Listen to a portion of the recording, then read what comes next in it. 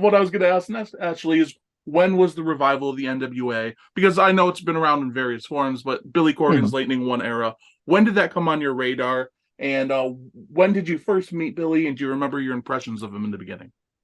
Yeah, so they've been on my radar for a little while once we started working with them. So a lot of stuff they did in the beginning, because I don't know if this is the most well documented thing, but Crimson and Nick, they've been good friends for a very long time.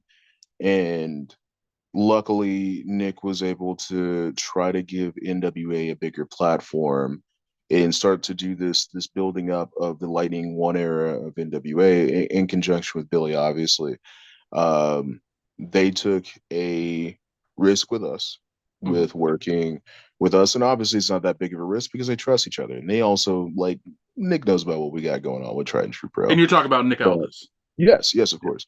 And so we started working relationship with them, and I think at least to my knowledge from where I was placed at, where I got to be a part of this working relationship, because I obviously don't know everything that was going on there. I wasn't privy to every single conversation. I was just along for the ride. Anything Crimson said we were doing, I was doing. And it's still that same way now.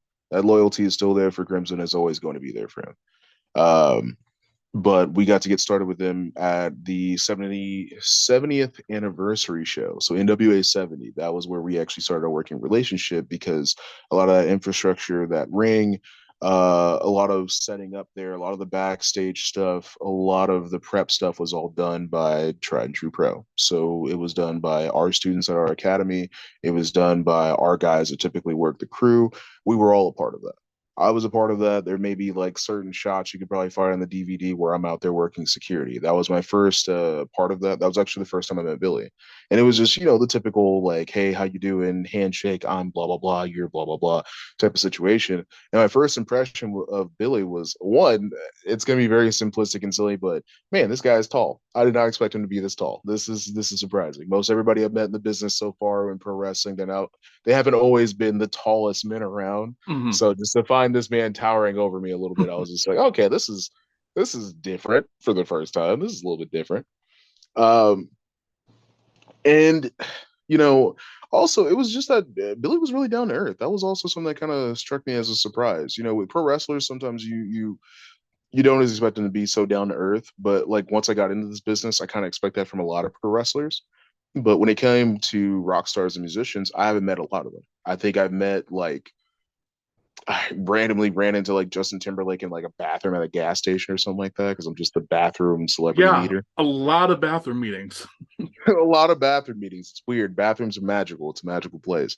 But I had never really met or had an in-depth conversation with any musicians, especially somebody who's like lived a lot of their life in the spotlight.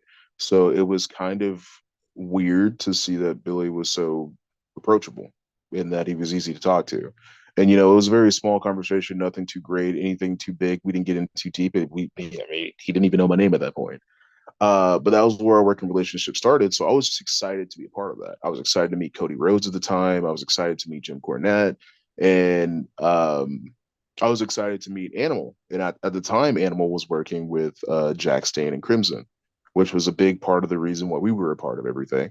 And so it was great to kind of absorb a lot of these stars that in any other situation I would have never had the chance to meet.